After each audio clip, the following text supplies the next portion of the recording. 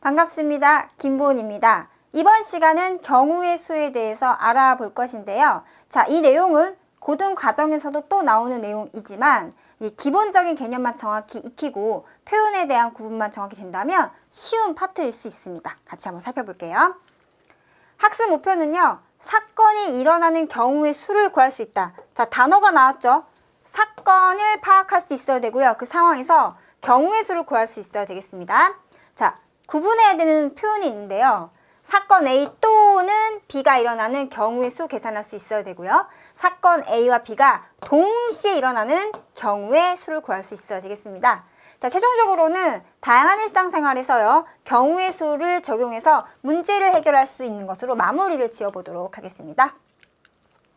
첫 번째 개념, 사건은 도대체 무엇인가? 주사위 한 개를 던져요? 실험을 해보는 거죠. 동전을 한 개 던져요? 앞면일까요? 뒷면일까요? 실험을 해보는 거죠. 자, 그러하니 사건이라는 것은 실험이나 관찰을 통해서 일어나는 결과. 그러니까 사건은 바로 뭔가 시행을 했을 때 그 결과를 우리는 사건이라고 합니다. 이때 경우의 수라는 것은 그 사건을 바라봤을 때 이 사건이 일어나는 경우가 한 가지, 두 가지, 세 가지 세어보니까 다섯 가지네. 이렇게 했을 때 사건 일어나는 결과의 바로 가지수가 경우의 수가 되겠죠. 이렇게 보시면 되고요. 예를 통해서 확인해 본다면 주사위 한 개를 던져요. 던진 작업 자체가 시행이라고 하죠. 뭔가 액션을 취해요. 이때 6의 약수의 눈이 이게 하나의 사건이 되겠죠. 6의 약수의 눈이 나오는 경우의 수를 구하는 것이 일단 우리가 해야 될 일이 되겠습니다. 6의 약수라는 것은 6을 나누어 떨어지게 하는 수가 되겠죠. 주사위 한 개에서 눈의 수는 1부터 6까지 있잖아요. 그러면은 1, 2, 3, 6 이게 결과죠. 몇 가지입니까? 4가지가 되겠습니다. 답을 쓸 때는 가지수 4만 적으면 되는 거죠. 자, 사건 A 또는 B가 일어나는 경우의 수. 크게는 경우의 수에서는 또는 합사건이라고 합니다. 그리고 뒤에 나오겠지만 동시에 이걸 곱사건이라고 하죠.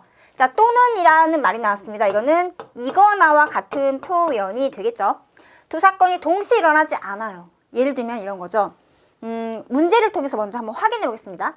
약속 장소까지 가려고 하는데 이용할 수 있는 교통편이 버스가 2종류고요. 기차가 3종류입니다. 하나를 선택합니다. 즉 버스를 선택하거나 버스 선택 또는 같은 표현인 거죠. 기차 선택을 하겠죠. 그래서 약속 장소까지 갈 때 이게 바로 어떤 게 사건이에요? 그죠? 교통편을 선택하는 게 하나의 사건이 되는 것이고요. 그래서 선택 결과가 총 몇 가지인지가 바로 경우의 수가 되겠죠. 그러면 그냥 상식적으로 몇 가지예요? 가능한 경우 수는 5가지죠. 그럼 여기서 이 문장을 좀 한번 찾아보도록 하겠습니다. 저희가 지금 현재 상황에서 교통편 한 개만 선택을 합니다. 근데 그게 버스이면서 기차일 수 있나요? 그렇죠. 버스를 선택하는 사건은 A라고 하고 기차를 선택하는 사건은 B라고 한다면 두 사건이 동시에 일어날 수가 없는 상황입니다. A를 선택하거나 아니면 B를 선택하거나 이럴 때를 합사건이라고 이야기를 하는 거죠. 두 사건이 동시에 일어나지 않을 때 내가 구하려고 하는 전체의 경우의 수는 각 사건의 경우의 수를 더한다, 합한다 라고 이야기를 합니다. 그럼 버스 2종류, 2 더하기 기차 3종류 해서 가능한 경우의 수는 5가 그 정답이 되겠죠. 참 쉽죠? 자, 이번에는 동시에 두 사건이 동시에 일어나는 경우 수. 이걸 조금 쉽게 이해를 시키기 위해서 저는 순서쌍이라고 얘기를 해요. 순서쌍. 이거를 정한다. 동시에니까 이렇게 짝을 매칭시킨다 라고도 이야기를 하거든요. 자, 예를 들어서 먼저 한번 살펴보겠습니다. 상의가 3벌이 있고요. 하의가 2벌이 있는데 상의만 입고 나갈 수는 없죠. 하의만 입고 나갈 수도 없고요. 상하의를 다 입고 나가야 한다. 가끔 짓궂은 친구들은 선생님 바지만 입고 나가면 안 돼요? 라고 합니다. 아니, 우리는 사람이에요. 반드시 상하의를 다 입고 갑니다. 단서조항에도 그렇게 써 있기도 하겠죠. 보통은 그냥 상식적으로 얘기하니까요. 상의 한 벌과 하의 한 벌을 선택해서 옷을 입고 나갈 수 있는 방법의 수라고 한다면 보세요. 상의를 3벌 A, B, C라고 하고요. 하의를 스몰 a, 스몰 b라고 한번 해보겠습니다. 가나라고 할까요? 가나라고 할게요. 하이 두 벌을 가나라고 하겠습니다. 자, 그러면 상위를 A를 선택했을 때 하이는 가 혹은 나 이럴 수 있고요. 아니면 상위를 B를 선택했을 때 하이는 가, 나 이럴 수 있죠. 아니면 상위를 C를 선택했을 때 하이는 가, 나. 전체 몇 가지입니까? 6가지죠. 이게 어떻게 나온 거예요? 바로 상위를 선택할 수 있는 각 경우수에다가 각각 2가지씩이 쌍을 이루는 거니까 곱하기 2를 하죠. 그래서 6가지가 나오는 겁니다. 이제 제가 왜 쌍이라고 했는지 알겠죠? 그러니까 선택할 수 있는 2가지 사건이 있는데 상위를 선택하는 것을 사건 A라고 하고 하위를 선택하는 걸 사건 B라고 했을 때 요 A랑 다른 겁니다. 상위 3벌 중 하나를 선택하는 것을 사건 A라고 하고 하위 2벌 중 하나 선택하는 것을 사건 B라고 했을 때 동시에 일어날 수밖에 없는 상황인 거죠. 이럴 때는 각 사건의 경우의 수를 파악해서 그걸 어떻게 한다? 곱하면 전체 경우의 수가 나온다. 그래서 2사건이 무조건 동시에 일어날 수 있을 때, 일어나야만 할 때 구하는 전체 경우 수는 곱한다 해서 곱사건이다 라고도 이야기를 합니다. 괜찮아요. 네. 자, 경우의 수를 한번 정리해 보겠습니다. 사건 A가 일어나는 경우의 수가 M가지고요. 사건 B가 일어나는 경우의 수가 N가지인데 문장을 봤을 때 혹은 상황을 파악했을 때 사건 A 또는 B가 일어나는 경우의 수라고 했다면 이건 어떻게 합니까? 각각의 사건의 합을 구합니다. 여기까지 괜찮아요? 네. 2번 사건 A와 사건 B가 동시에 일어나는 경우의 수는요. 짝을 매칭해야 되는 거죠. 때문에 사건 A의 경우수 각각에다가 B의 경우수 N을 곱해서 곱한 결과가 전체 경우의 수가 됩니다. 그래서 용어 그리고 표현 이게 굉장히 중요하다는 것을 재차 강조드립니다. 자, 문제를 통해서 좀 다시 한번 다져가 볼게요. 자, 주사위 한 개를 던져요. 다음 사건이 일어나는 경우의 수를 구하라고 했습니다. 한 개를 던져요. 한 개. 한 개를 던졌을 때 뭐가 나오죠? 1 아니면 2, 3, 4, 5, 6, 총 6가지가 있죠. 자, 그 중에서 3보다 크고 6보다 작은 이게 하는 조건인 거죠. 이걸 만족하는 짝수가 나오는 경우수라고 했습니다. 3보다 크고 6보다 작은데 짝수예요. 그러면 크게 2가지를 본다면 범위가 있는 거죠. 3보다 크면서 6보다 작다는 사건 하나가 있고 그러면서 짝수가 나오는 거는 누구이냐라고 묻는 겁니다. 이때 보통 친구들이 이렇게 구분해주면은 2개의 사건인가요? 그게 아니라 지금은 한 개를 던졌어 시행하는 거잖아요. 한 개를 던졌을 때 이게 하나 사건인 거예요. 그리고 결과 그 1 또는 2 또는 3 또는 4 또는 5 또는 6 나오는 이게 하나의 결과인 거잖아요. 그 상황에서의 이제 세분화된 조건인 거죠. 이 조건을 만족하는 경우의 수를 구하는 겁니다. 그래서 저는 친구들한테 그 개념이 교과서에서 막 나와 있고 하지만 그걸 구집에 어떨 때 더하고 어떨 때 곱하는 것을 암기식으로 하지 말라고 합니다. 결국은 쉽게 말하면 이 상황에 맞는 경우의 수, 가지수가 몇 가지인지를 계산하는 방법이 크게는 더하는 경우가 있고 곱하는 경우가 있는 거다. 그거는 유형 문제를 풀면서 다져나가면 된다라고 이야기를 합니다. 3보다 크고 6보다 작은 이라고 했습니다. 그러면은 일단 누구 있어요?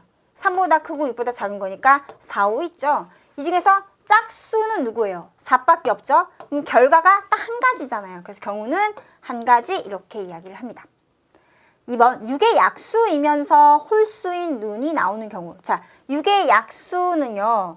1, 2, 3, 6 이거죠. 이 중에서 홀수인 눈은 누구예요? 바로 1과 3인 거죠. 그래서 경우는 1과 3 해서 결과예요. 결과. 이 상황을 만족하는 결과. 그러니까 이럴 때는 결국 여기부터 여기까지가 하나의 사건인 겁니다. 그리고 1번도 여기부터 여기까지가 하나의 사건인 겁니다. 이러면은 그냥 해결되는 거죠. 그 사건을 만족하는 결과의 가지수. 그 사건을 만족하는 결과의 가지수. 얘는 몇 가지예요? 2가지니까 2를 쓰면 되겠죠. 자, 그 다음 거 볼게요. 첫 번째, 공을 추첨하는데 제가 공 추첨이라고 적긴 했지만 결국은 얘는 미리 적어 놓을까요? 배수 관련이라고 적어 놓을게요. 1부터 30까지의 자연수가 하나씩 적힌 공 30개가 있습니다. 상자에서 공 한 개를 꺼내요. 공 한 개를 꺼낼 때 3의 배수 또는 10의 배수가 적힌 공이 나오는 경우의 수가 됩니다. 자, 그러면은 또는이란 말 때문에 보통 학생들이 어떻게 하는지를 먼저 같이 이야기해 볼게요. 3의 배수는 몇 가지냐? 1부터 30까지. 3일은 3, 3이 6, 3, 3은 9 이렇게 해서 30까지죠. 30. 그런데 실제로는 얘를 어떻게 하죠? 3 곱하기 1, 3 곱하기 2, 3 곱하기 3 이렇게 해서 마지막은 3 곱하기 10 이렇게 되니까 전체 몇 개입니까? 라고 했을 때는 1, 2, 3 이렇게 해서 10개입니다 라고 하잖아요. 근데 이걸 어떻게 방법상으로 얘기를 하자면 이렇게 하죠. 1부터 30까지 3의 배수는 3 나누면 몫이 10이고 나머지는 없네요. 즉 중요한 건 이거 목이죠. 목의 수만큼 1부터 주어진 수까지의 3의 배수 개수를 셀 수가 있다라는 거죠. 그래서 이것이 바로 10개예요. 이렇게 말할 수도 있어야 되겠습니다. 목과 관련이 있다는 거 하나 참고로 알아두시고요. 그래서 3의 배수는 몇 개입니까? 10개입니다. 이렇게 할게요. 사건 A는 하나 뽑았는데 3의 배수가 나오는 것이라고 한번 해보겠습니다. 그럼 얘는 몇 가지였어요? 지금 10가지, 10개 혹은 10가지라 적으면 되겠죠? 자, 이번에는 10의 배수를 살펴보겠습니다. 사건 B는 10의 배수가 나오는 경우의 수를 확인해 볼 거예요. 여긴 쉽죠? 10, 20, 30으로. 그런데 이 방법을 마찬가지로 얘처럼 쓴다면 1부터 30까지 10의 배수는 나누니까 몫이 3이고 나머지가 없어요. 즉, 이 목의 수만큼 10의 배수가 있다는 얘기죠. 그래서 3개. 이것도 참고로 알아두시고요. 이렇게 한 다음에 10 더하기 3하고 13 끝내면 큰일 납니다. 또는니까 더하는 거라면서요. 그런데 그거는 두 가지 사건이 동시에 일어나는 경우가 없을 때만 더하고 끝낸다. 그렇지만 지금은요. 주어진 상황에서 3의 배수이면서 10의 배수인, 즉 두 사건이 동시에 일어나는 상황이 존재하잖아요. 무슨 말인지 아시겠죠? 그래서 제가 배수 관련이라고 했던 거 아시겠죠? 그래서 그러면 30이라는 수는 여기서도 한 번 세워지고 여기서도 세워지죠. 즉 3과 10의 공통된 배수 3과 10 이거에 뭐예요? 3과 10의 공배수의 유무를 확인하는 게 중요하다. 공배수는 누구죠? 바로 30이죠. 30. 그래서 이것의 배수가 몇 개인지를 세워줘야 됩니다.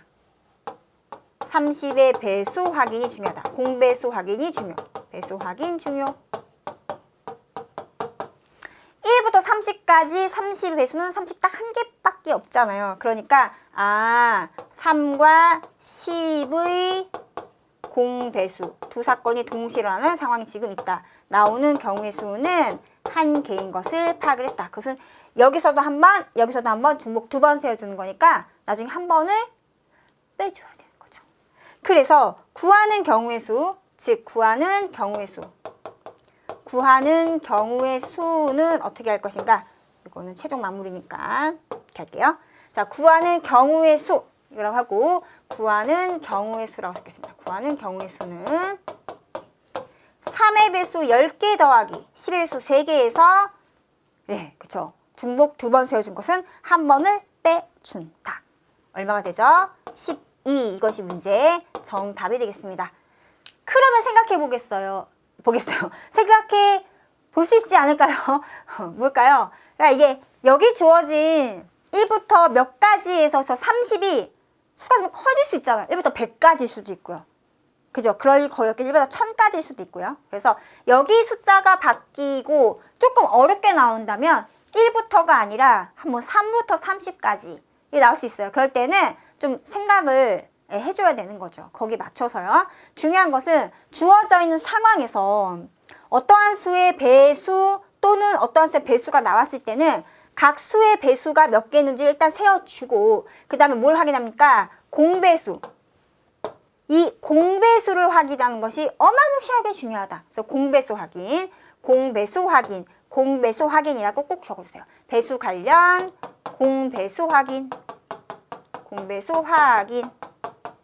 그래서 공통된 배수가 존재한다면 중복 세워주기 때문에 그만큼 경우수를 빼줘야 전체 중복하지 않고 빠짐없이 수를 세워주게 된다. 즉 여기서 핵심이 나오는 거예요. 경우의 수는 어떤 사건과 상황을 만족하는 결과의 수를 세는 건데 중복 세지 않아요. 빠짐없이 세도 안 돼요. 그러니까 빠짐없이 중복 없이 세워주는 것이 경우의 수, 그것의 핵심이다 라고 보시면 되겠습니다. 자, 이제 자주 실수하는 개념 정리 마무리 한번 지어볼게요. 또는과 그리고의 차이를 구분하는 것이 중요하고요. 모든 경우를 빠짐없이 나열해보는 것도 때로는 필요합니다. 그리고 중복 세지 않아요. 중복 세지 않는다. 중복하여 세지 않는다. 문제 상황을 도식이나 표로 정리하는 것이 중요하다. 자, 이것은 아까 제가 말씀드렸던 것처럼 이렇게 가지치기로 이런 식으로 여기 나올 수 있는 경우수 각각에다가 여기 나올 수 있는 경우가 어떤 식으로 매칭이 되는지를 도식이나 표를 때로는 정리할 필요가 있습니다. 그래서 경우수 문제를 지도하실 때에는 교과서 기준으로 아주 문제가 쉽다 하더라도 그 문제를 시각화하는 연습을 충분히 시키실 수 있다고 한다면 분명히 여러 가지 문제 풀 때 도움이 될 것입니다. 자, 오늘 수고 많으셨고요. 다음 시간에 만나 뵙도록 하겠습니다. 감사합니다.